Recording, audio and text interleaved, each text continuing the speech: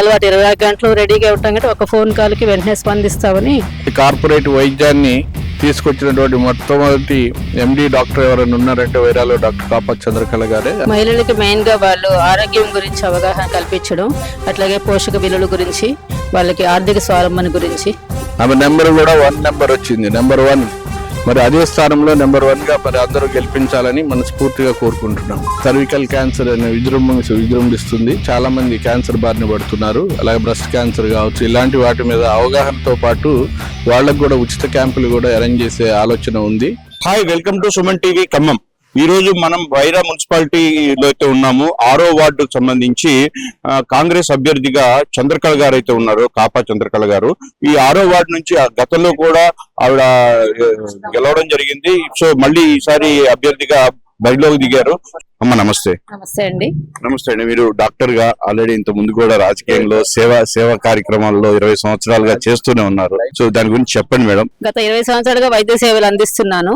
అలాగే Lions club ద్వారా ఇతర స్వచ్ఛంద సంస్థల ద్వారా కూడా సర్వీసెస్ యాక్టివిటీస్ మామూలుగా ప్రజలకి ఇస్తూనే ఉన్నాము.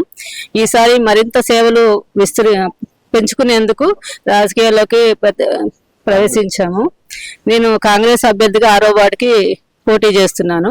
మెయిన్ గా వార్డులో ఉన్న ప్రధాన సమస్యలు డ్రైనేజ్, పారిశుద్ధ్య పనులు, రోడ్స్, అలాగే పేషెంట్స్ కి ఇన్ఫెక్షన్స్ డిసీజెస్ గురించి అవగాహన కల్పించడం, హెల్త్ క్యాంప్స్, ఎమర్జెన్సీ సర్వీసెస్ ఉంటే అంబులెన్స్ సర్వీస్ ప్రొవైడ్ చేయదలుచుకున్నాము. అట్లాగే దొంగతనాలు కూడా ఎక్కువ ఉన్నాయి కాబట్టి ఇప్పుడు ప్రజెంట్ అవసరమైన చోట సీసీ కెమెరాలు ఏర్పాటు చేయడం, ప్రజలకు ఎప్పుడు అందుబాటులో ఉండడానికి ప్రయత్నిస్తాను.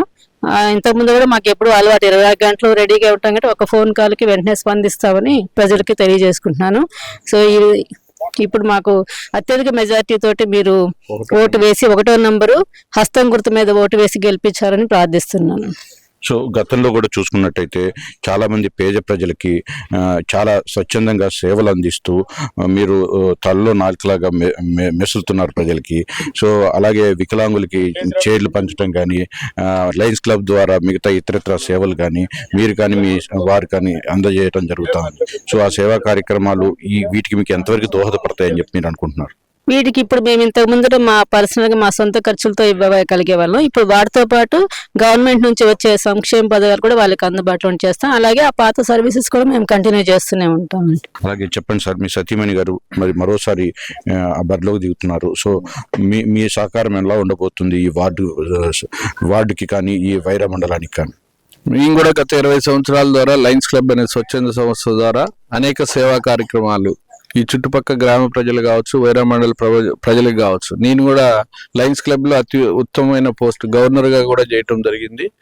మేము నిరంతరం కూడా 20 సంవత్సరాల నుండి ప్రజల్లో ఉంటాం కాబట్టి వాళ్ళ సమస్యలు మాకు అన్నీ తెలుసు. అట్లాంటి కార్యక్రమాలు అయితే ఉన్నాయో ఇప్పుడు మేడం గారు చెప్పినట్టు ఆమె 20 సంవత్సరాలుగా ఈ నియోజకవర్గమే కాదు, ఖమ్మం నుంచి భద్రాచలం, ఖమ్మంలో ఉన్నటువంటి కార్పొరేట్ వైద్యాన్ని తీసుకొచ్చినటువంటి మొట్టమొదటి ఎండి డాక్టర్ ఎవరైనా ఉన్నారంటే వైరాలో డాక్టర్ కాపా చంద్రకళ గారే. ఆమె 20 సంవత్సరాల నుంచి కూడా పగులు రాత్రి కూడా ఎనీ టైం ఏ టైం వెళ్ళినా కూడా 1 గంట, అర్ధరాత్రి 3 గంటలు 4 గంటలు టైం అనేది లేకుండా 20 సంవత్సరాల నుంచి ప్రజలకు వైద్య సేవలు అందిస్తున్నారు. కానీ దాంతో పాటు సైమిల్టైనియస్ గా సమయం లేక సామాజిక కార్యక్రమాలు తక్కువలో పాల్గొంటున్నారు.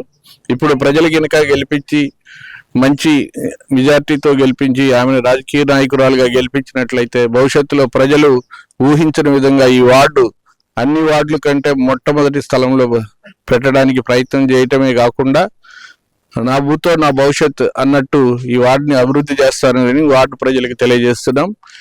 ప్రజా ఉపయోగకరమైన కార్యక్రమాలతో పాటు ఏది ప్రభుత్వం నుంచి వచ్చే కార్యక్రమాలతో పాటు తమ సొంత ఎజెండా వార్డుని ఎలా డెవలప్ చేయాలనే ఎజెండాతో కూడా ముందుకు పోతూ అనేక సేవా కార్యక్రమాలు చేయాలని మంచి ఆలోచనతో ముందుకు పోతున్నారు. కాబట్టి ఆమె నెంబర్ కూడా 1 నెంబర్ వచ్చింది, నెంబర్ 1.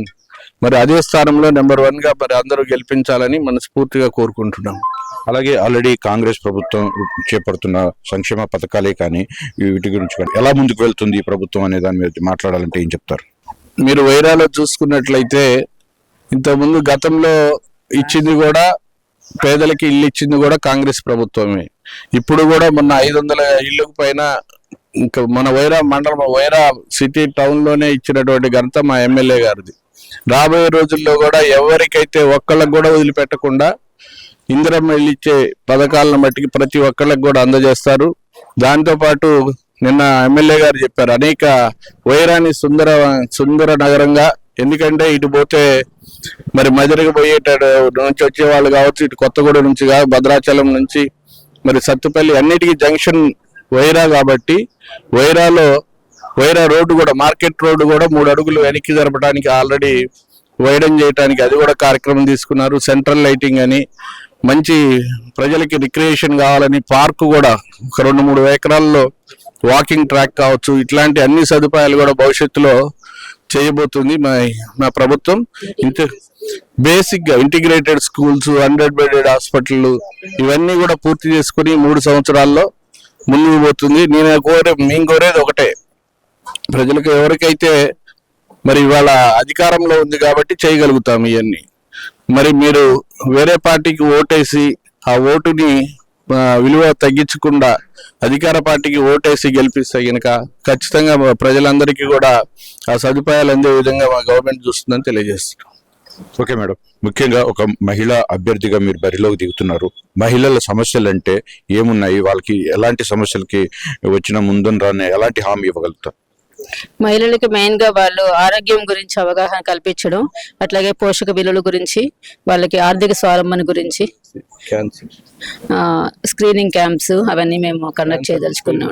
ముఖ్యంగా మహిళల్లో ఇవాళ సర్వికల్ క్యాన్సర్ అనే విజృంభిస్తుంది. చాలా మంది క్యాన్సర్ బారిన పడుతున్నారు. అలాగే బ్రెస్ట్ క్యాన్సర్ కావచ్చు, ఇలాంటి వాటి మీద అవగాహనతో పాటు వాళ్ళకు కూడా ఉచిత క్యాంపులు కూడా అరేంజ్ చేసే ఆలోచన ఉంది.